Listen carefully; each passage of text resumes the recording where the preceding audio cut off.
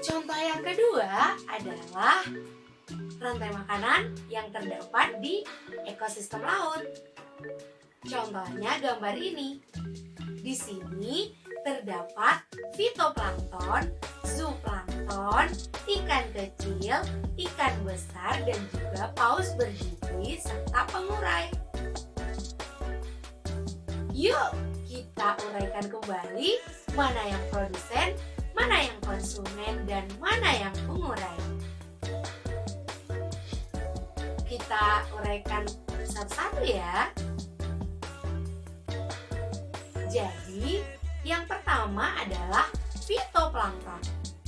Fitoplankton ini adalah tumbuhan hijau yang ukurannya sangat kecil yang terdapat di dalam air.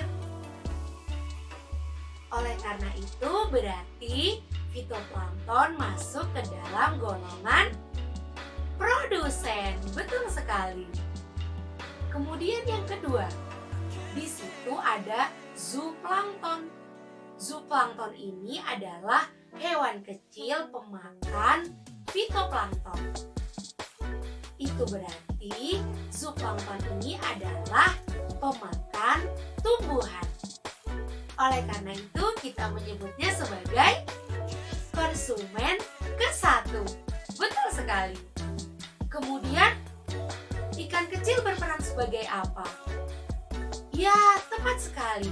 Ikan kecil berperan sebagai konsumen kedua karena dia memakan zooplankton. Kemudian ikan besar sebagai apa? Sebagai konsumen ketiga. Betul sekali. Karena ikan besar memakan ikan kecil. Kemudian paus bergigi sebagai apa? Iya, betul. Paus bergigi berperan sebagai konsumen tingkat 4 atau konsumen keempat karena dia memakan ikan besar.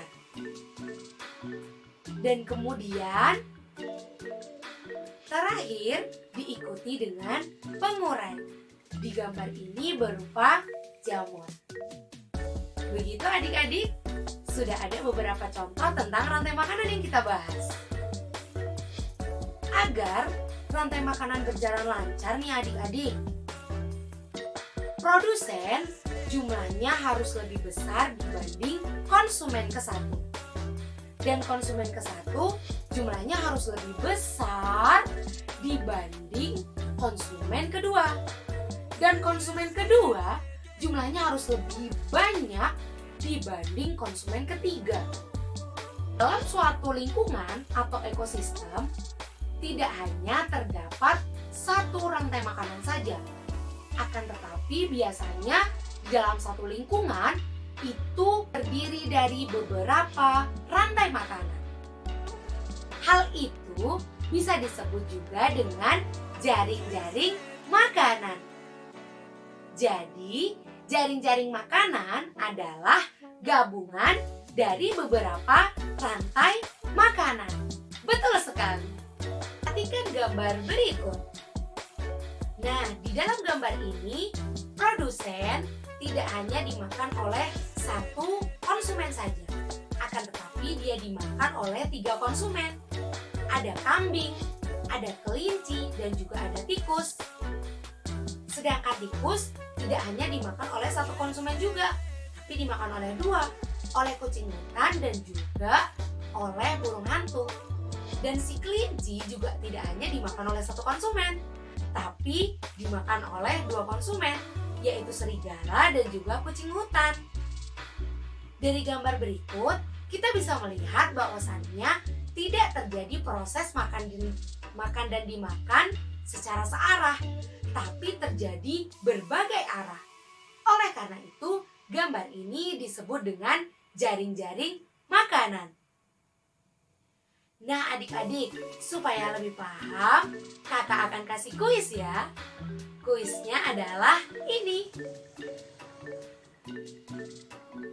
Nah adik-adik, itu tadi kuisnya.